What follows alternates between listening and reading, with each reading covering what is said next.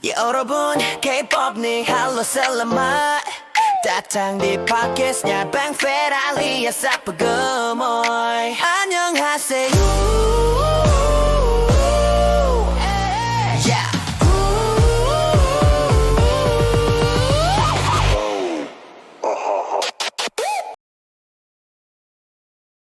Yurubun, apa kabar?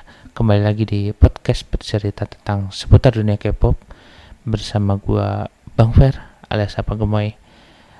Kali ini gua akan bercerita tentang kok ada generasi di dunia K-pop. Oke, seperti yang kita tahu, kultur dunia K-pop ini cukup beragam ya karena mereka karena mereka itu menganut bukan menganut paham, kejauhan banget, menganut kultur Asia gitu, yang menghormati untuk lebih tua dan yang lebih muda. Nah, apa sih ada generasi itu? Nah, generasi itu lebih tepatnya siapa yang duluan debut di dan tahun berapa saja. Ya itu sih udah umum ya. Orang orang orang nggak tahu K-pop juga mungkin generasi itu secara harfiahnya mereka udah tahu. Nah, si generasi ini tuh dimulainya itu ya kata gue yang di episode pertama si OTGN Boys ini merupakan pembuka generasi awal, yaitu generasi 1. Range waktunya itu dari tahun sebetulnya mulainya dari tahun 96 guys, 96 sampai ke 2002. 96 sampai 2002. Apakah yang sebelum 96 masuknya generasi pertama? Ya, masuknya ke generasi pertama, tapi lebih tepatnya generasi pertama ini dibukanya oleh HOT dan Seskis untuk di boy group, dan kalau di girl groupnya ada SIS sama Finkel. Nah, ini generasi pertama ini karakter musiknya itu lebih ke house guys, house kayak gitu, electronic house dengan rapper yang cepat, lalu dance-nya nggak terlalu rumit tapi banyak akrobatik untuk di Gen 1 itu. Ya meskipun tidak serumit atau seakrobatik yang kita tahu seperti break dance atau nari lainnya, tapi lagu-lagu mereka itu cukup apa ya, gue sebut ikonik gitu. Ada sentuhan dari funknya, terus ada sentuhan dari elektroniknya kayak gitu. Terus di situ pun standar membernya kalau nggak 5 ya 7. Kalau cewek itu kalau nggak 3 ya 5 kayak gitu. Apakah mereka terkenal? Terkenal di Korea. Sampai-sampai ada satu drama, yaitu drama Replace 1997. Di situ menceritakan tentang kemunculan pertama HOT dan Seskis dan perang antar fandom guys. Fandom udah gue ceritain di episode kedua ya, apa itu fandom. Nah, pada saat itu lumayan chaos lah karena di di Korea itu cuman ada 2 grup yang mempunyai fanbase yang cukup kuat, yaitu Seskis dan SOT, seperti yang udah gue bahas berulang-ulang karena ini berkaitan tentang sejarah ya. Oke, ntar kurang atas dikit. Oke. Nah, karena berkaitan tentang sejarah. Terus di 2002 di generasi pertama ini entertainment yang cukup terkenalnya itu ada JYP, ada DSP Media sama SM. YG itu masih awal-awal guys. Nah, makanya kenapa ada generasi pertama itu. Sedangkan di generasi kedua itu dimulainya dari 2003 sampai 2010. Apa aja tuh grup yang terkenalnya? Grup yang terkenalnya itu kita ada TVSQ atau DBSK, terus ada 21, ada Big Bang, ada Suju, ada SNSD, ada Shiny, FX, dan turunannya, dan ditutup oleh Speed, enggak EXO, Teen Top sama Block B. Nah, itu tuh ditutup di 2010 itu.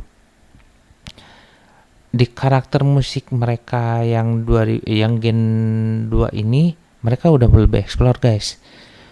Banyak sentuhan IDM-nya tapi nggak terlalu kuat. IDM-nya lebih memilih ke masih ada genre musik asli dari generasi pertama, dan lirik yang dipakai pun kebanyakan full Korea. Jadi sekitaran 90% Korea, ya 10%-nya bahasa Inggris kayak gitu. Nah, rata-rata di generasi kedua ini mulailah mereka mencoba untuk menapaki ke beberapa negara luar dari Korea seperti Jepang, bahkan sampai Indonesia.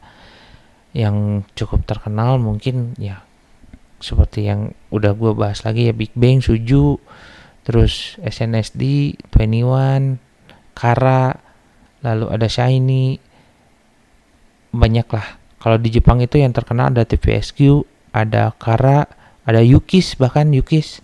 Nah, Yukis main name di generasi ketiga nanti. Banyak banget di situ. Terus untuk secara visualisasinya mungkin masih apa ya? Masih dengan konsep bajunya itu. Mereka mempunyai konsep, ya konsep nggak hip hop atau apa, mereka full kayak ya kalau misalkan orang Indonesia awam yang tahu konsepnya ya kayak mungkin kayak marching band lah, atau misalkan jazz, setelan jazz, suite tapi dengan pernak-pernik dan yang lainnya kayak gitu. Nah, di sini idol-idol di generasi kedua itu mulai merambah ke dunia variety show guys. Jadi dulu itu mereka kebanyakan selain sebagai idol, mereka beberapa orang, terutama biasanya sih kalau nggak leader visualnya atau orang yang menurut Korea itu ikonik di grupnya, akan dijadikan suatu member dari sebuah acara variety show yang kita kenal kayak Star Golden Bell atau Star King atau Running Man atau Family Outing. Terus ada juga yang variety show yang dibikin grup seperti apa, yang Suju itu yang kayak mengenal tubuh anatomi manusia. Terus ada, aduh gue lupa tuh yang acara idol ngejaga bayi itu, nanti boleh komen di bawah. Nah kayak gitu, mereka itu lebih memilih ke entertainmentnya kayak gitu. Ada nggak idol dari Gen 2 yang sampai sekarang masih menjadi bintang variety show? Ada, kayak Haechul, Shindong, terus siapa lagi ya? Sesekali ada GD kadang turun juga untuk menjadi bintang tamu. Terus ada Ayu Gen 2 Gen 3 ya, gue lupa lagi pokoknya. Terus banyak sih. Daesung lebih kocak itu kalau misalkan kalian nonton. Terus ya di situ di Gen 2 itu lebih ke dunia entertainmentnya kata gue juga. Kita lanjut naik lagi ke Gen 3. Gen 3 ini dimulainya dari 2011 sampai sekitar 2017-2018 lah. Nah, di sini makin dieksplor lagi jenis lagunya, yaitu eksperimental. Kadang banyak beberapa lagu yang nabrak, atau misalkan lagu-lagu yang full IDM yang udah jarang lah sama kita itu apa, jenis lagunya itu berbeda banget sama Gen 2. Tapi di sini di Gen 3 menurut gua kualitas vokal mereka improve banget. Karena di Gen 2 Gen 3 itu mereka kebanyakan menghabiskan masa trainingnya paling minimal itu kurang dari 1 tahun, ya sekitar 6 bulan atau bahkan 5 bulan. Paling lama itu bahkan sampai 7 tahun sebagai seorang trainee. Makanya kualitas mereka nggak kaleng-kaleng guys. Ya terlepas entah itu ada kontroversial atau apapun, menurut gue sih itu sah-sah saja karena manusia, tapi ini pendapat gue ya. Jadi mereka itu punya skill yang cukup diasah setiap tahunnya, bertahun-tahun untuk menjadi seorang idol. Nah, di Gen 3 ini vokalis dan rappernya cukup beragam guys. Seperti yang kita tahu, kalau misalkan kalian tahu BTS, EXO, Seventeen, NCT, terus kalau di ceweknya itu ada XID, terus ada Brave Girls atau Red Velvet, ada juga ceweknya siapa lagi ya? Kalau dari JYP, Twice, ada Twice, G-Friend, itu masuknya Gen 3 dan kalian bisa you name it lah. Beberapa orang yang mempunyai vokal dan karakter rapnya juga kuat di situ. Menurut gue nggak bisa nge-ranking ya di antara mereka. Bisa gue sebutin ada Dio, ada Baekhyun, terus ada siapa lagi tadi tuh kemarin tuh ada Daehyun, ada Youngjae-nya GOT7, terus ada kalau di ceweknya itu ada Yuju, ada juga siapa Kim Sejong dari IOI, itu kan masuknya Gen 3, terus ada Wanawan juga, ada Kim Jae-hwan. Wah, itu lumayan seru tuh Gen 3 dan banyak juga orang yang menjadi K-popers ketika di Gen 3 ini sendiri guys. Entah itu dari berkembangnya zaman karena internet waktu itu mulai masuk ke ke negara Indonesia. Lebih, maksudnya internet udah lama tapi lebih mudah diaksesnya. Bahkan dari HP pun kita udah bisa ngakses internet pada waktu itu. Jadi seru banget lah waktu itu. Nah, kalau di Gen 3 ini mereka lebih ke fokus untuk bersolo karir guys. Entah itu jadi solois, entah itu jadi aktor atau aktris kayak gitu. Dan cukup seru ya ketika pada saat itu mereka lebih lebih ada interaksi banyak lah, apalagi ketika Idol Sport Athletic Competition atau ISAC yang diadain di stasiun TV di sana. Di situ tuh isinya itu idol dari Gen 2 sampai Gen 3 pada saat itu yang menurut gua ramenya. Mereka masih bisa sangat berinteraksi. Terus di situ juga mereka bisa bersandaria, tegur sapa, ngobrol. Pokoknya seseru itu. Dan nggak ada tuh kayak kritikan atau apapun kepada idolnya ketika mereka saling dekat atau saling kenal kayak gitu. Tapi untuk dance-nya gue akui jempol, di Gen 3 mereka lebih explore karena gerakannya makin lama makin variatif, makin beragam dan makin susah guys. Makanya banyak waktu itu dance cover di sini semakin susah, gerakannya semakin susah juga dinilai.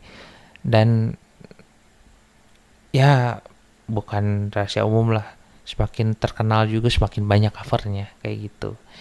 Nah, setelah kita close di Gen 3. Nah, Gen 4 dan Gen 5 ini cukup berdekatan guys, karena Gen 4 ini dimulainya di 2018 sampai 2023. Cukup pendek, 5 tahun. Di 2024 sampai sekarang itu udah masuknya Gen 5. Nah, untuk gue sendiri sih Gen 3, Gen 4 gak terlalu banyak ngikutin guys, karena gue berkutat di Gen 2, Gen 3. Tapi di Gen 4, Gen 5 ini ada beberapa grup yang cukup bisa disebut menarik perhatian gue untuk mengikutinya. Contoh di Gen 4 ini gue suka Treasure, gue suka Stray Kids, gue suka Etis. Terus ada beberapa grup juga dari grup underratednya, mungkin ada DKB atau IFNI atau Apa banyak sih. Oh, ini Boy Story yang dari Cina, yang Under JYP itu juga bagus itu. Terus kalau cewek-ceweknya mungkin di Gen 4 itu siapa ya? Gue nggak terlalu banyak sih kalau ke grup, karena gue dulunya basicnya nge-cover cowok, jadi sukanya cowok. Bukan gue suka cowok ya, tapi gue suka boy grupnya, karena melihat semakin rumit gerakannya semakin bagus mereka bisa stabil untuk membawakannya, semakin suka gue. Oh, mungkin gen gen 4 ada IVE, ada IZ*ONE. Iya ya, enggak deh, IZ*ONE gen 3, IVE, terus ITZY mungkin, terus siapa lagi ya, mungkin masih banyak lah, kalian bisa komen di bawah di gen 4. Nah, di gen 5 ini masih baru guys. Mungkin yang paling banyak sering gue denger ada Cortis yang baru tuh, terus ada juga Baby Monster, ada Heart to Heart, ya pokoknya banyak lah. Tapi masalahnya di gen 4 gen 5 ini penggunaan bahasa Korea dalam lirik lagunya itu sudah berkurang, dikarenakan menurut pendapat gue pribadi, lagu Koreanya itu udah hilang karena mereka berpatokan ingin menuju ke Billboard. Jadi selain Billboard juga mereka mencari fans dari luar Korea, karena di Korea itu sudah tidak bisa bersaing, kenapa nggak kita coba untuk di luar Korea guys, kayak gitu. Nah, di luar Korea ini mereka menggunakan liriknya itu sekitaran enggak sih, enggak 70%, cuman cukup besar juga, 40% lagu lirik Inggris daripada lirik Koreanya. Jadi si lagunya itu lebih universal dan lebih ke IDM-nya, IDM yang sekarang ya. Banyak IDM yang gak mungkin nih bisa dibawain lagu, ternyata bisa diselipin kayak gitu. Ada beberapa trapnya, ada beberapa kayak bass and drum dan yang lain-lain kayak gitu. Ya cukup rumit sih ya kalau orang yang nggak tahu K-pop. Tapi gue harus menjelaskan kenapa ada istilah Gen 2, Gen 3, Gen 1, Gen 4, Gen 5. Karena bagi orang awam mungkin ini cocok sih untuk didengarkan, meskipun ini entah bagi mereka penting atau enggak. Generasi ini setidaknya minimal kalian tahu bahwa di Korea itu musiknya itu ada generasi-generasinya guys. Ya, paling untuk episode ini gue cukupkan sekian. Terima kasih yang sudah mendengar atau yang menonton. Jangan lupa nanti di subscribe si channelnya, terus bisa follow juga beberapa sosial media gue. Terima kasih, gue Bang Fer pamit undur diri. Selamat malam, selamat siang, selamat pagi, selamat kalian, terserah nanti nontonnya jam berapa. Pokoknya tetap sehat. Gue pamit. Assalamualaikum warahmatullahi wabarakatuh.